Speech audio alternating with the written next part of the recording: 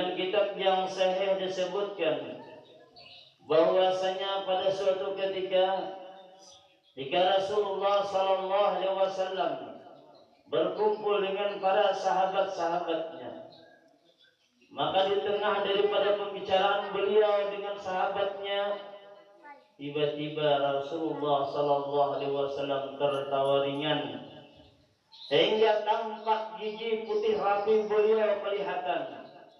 Dan ketika itu sahabat beliau yang bernama Umar radhiyallahu an, maka ketika itu langsung bertanya, "Ma adhaka ya Rasulullah bi abi anta wa ummi?" Wahai Rasulullah, apakah gerangan yang menyebabkan engkau tertawa? Dengan engkau, ibu dan ayahku sebagai daripada penggantinya. Maka ketika ditanyakan dengan demikian, lalu baginda Rasulullah SAW menjawab, kata beliau, aku diberitahu, rajulani min ummati, ada dua orang hamba, yang mana dua orang hamba ini daripada umatku, kata Rasulullah. Jazaya baina yaday rabbil izzati, yang mana mereka kedua ini menghadap di hadapan Allah Subhanahu wa taala. Mereka menghadapkan Allah dalam keadaan bersimpuh, tertunduk kepalanya, sehingga di dalam keheningan, di dalam kesunyian pada waktu itu, qala ahaduhuma, berkatalah salah satu daripada keduanya, ya Rabbi, husli maslimati min akhi.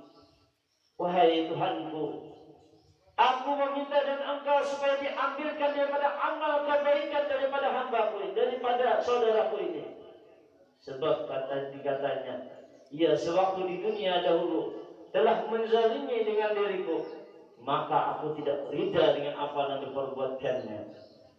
Nah, jadi apa yang kita buat di dunia, bila mana kita bermasalah dengan sesama manusia, maka urusannya lebih sulit daripada kita berdosa dengan Allah. Kalau kita berdosa dengan Allah Ta'ala, memiliki dosa seperti banyaknya buih di lautan, bahkan andai kata dosa kita kepada Allah melebihi daripada demikian, antara langit dan bumi bahkan penuh dengan dosa kita. Tapi bila mana kita meminta ampun dengan Allah Ta'ala, meminta dengan taubat yang sebenarnya, maka dosa kita yang penuh, yang berlimpah tersebut, dosa kita terhadap dengan Allah, maka dosa tersebut akan hilang, akan dihapuskan oleh Allah Ta'ala. Tetapi bila mana dosa kita terhadap manusia, maka dosa tersebut tidak akan diampunkan oleh Allah, terkecuali kita meminta ampunan, kita meminta ridha dengan orang yang pernah kita zalimi, dengan orang yang pernah kita sakiti, orang yang pernah kita dustai, orang yang pernah kita tipu. Bila mana orang ini kadang mau memaafkan dengan diri kita, maka urusannya seperti nantinya di akhirat. Nah, banyak orang kena rugi lantaran apa? Lantaran daripada perbuatan dosanya sewaktu dirinya dengan hambanya Allah. Banyak yang memiliki amaliyah, sembahyangnya 5 waktu, sembahyangnya sunat, digawinnya siang malam, bahkan sembahyang tahajud sunat-sunat yang lain, bersalawat ya, kemudian membaca Al-Qur'annya, bersedekahnya, berzakat, macam-macam amal kebaikan. Tetapi dia memiliki dosa dengan hamba-hambanya Allah, ia menjalimi, maka kemungkinan besar kebaikan yang banyak kita kerjakan tadi akan sirna nantinya di hadapan Allah Subhanahu wa taala. Lantaran kenapa? Lantaran kita membayar daripada kesalahan-kesalahan kita sewaktu kita hidup di dunia dahulu. Jadi jangan merasa aman, kita belum aman lagi, kita jauh lagi.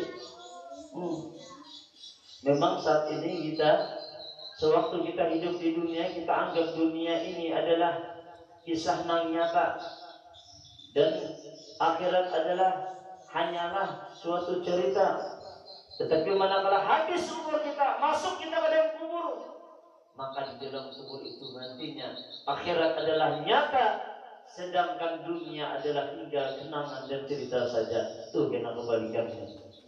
Makanya jangan lengah kita dengan hal demikian. Sehingga ketika ia mengungkapkan demikian, maka Allah tabaraka wa ta'ala menjawab talib bagi orang menuntut kepada hamba tadi. Fakaifa tasna'u bi akhiki wa lam yabqa min hasanati syai'un. Kata Allah, bagaimana engkau menuntut dengan saudara engkau? Bagaimana saudara engkau memperbuat dengan engkau, sedangkan sedikit pun amal kebaikan yang ada lagi?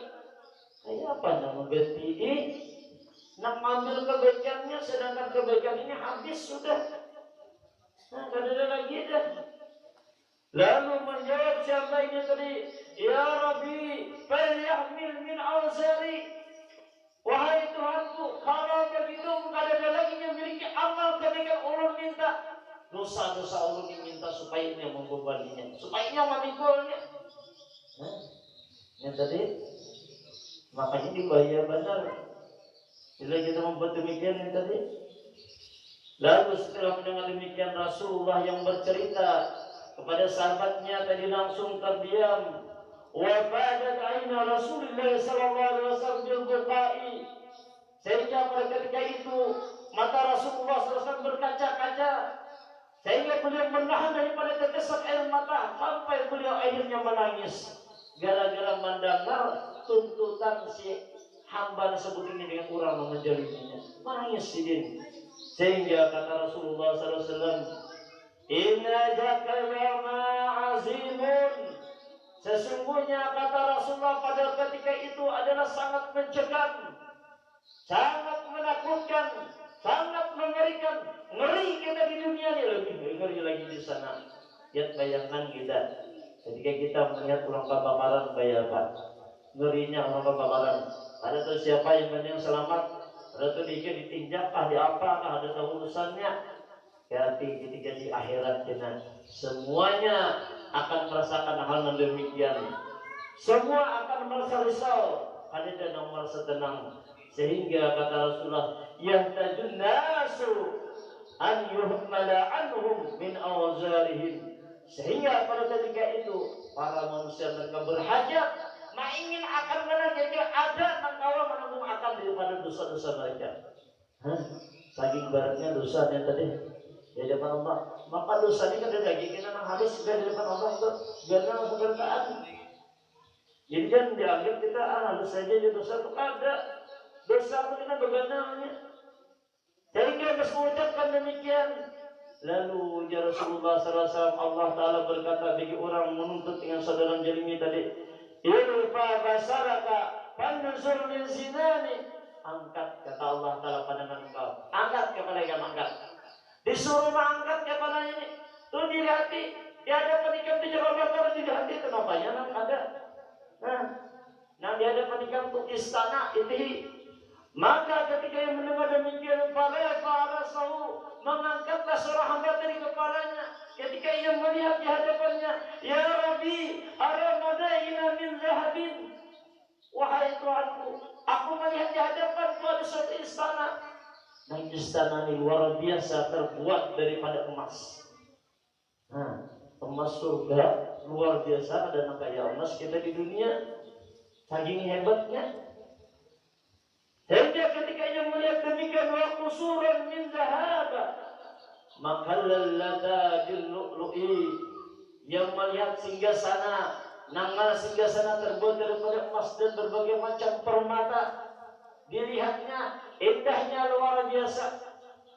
Mungkin kita kada mau membayangkan kayak apapun biar hebatnya mahayal pada waktu menghayalkannya. Andai kata tiang ini dijadikan tiang emas, masih kau kita melihat indahnya luar biasa.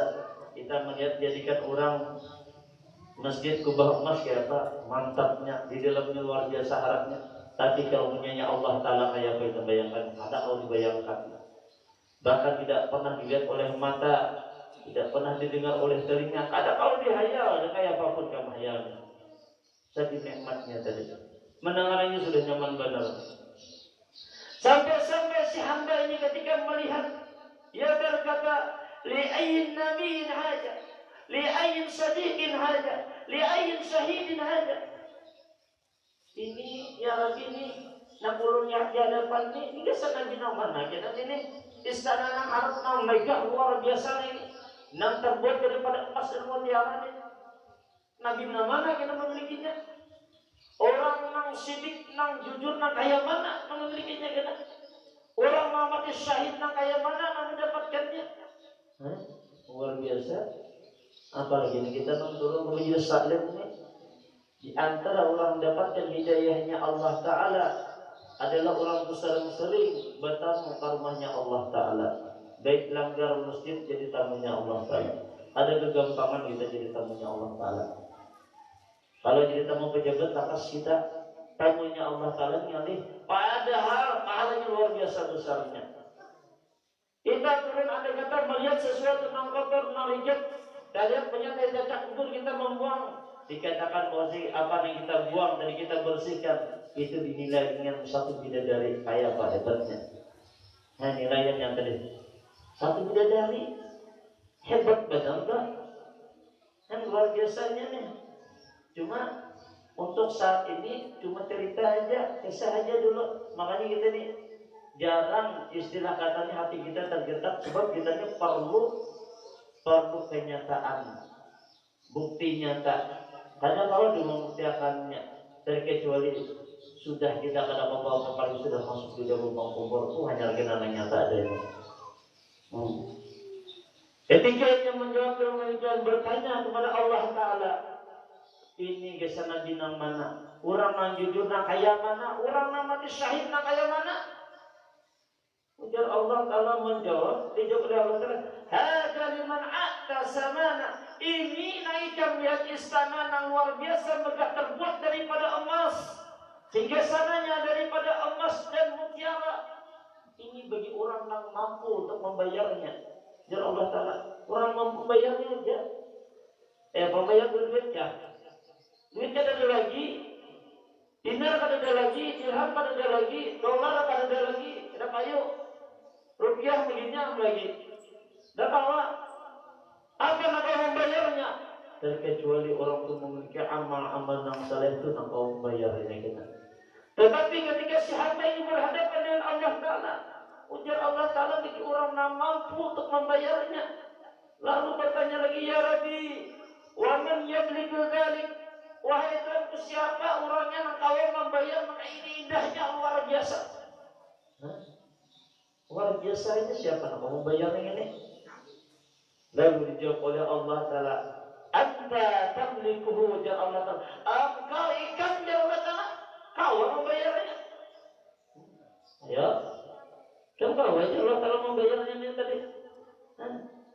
Mendengar demikian lalu dia si hamba ini tadi menjawab, gimana?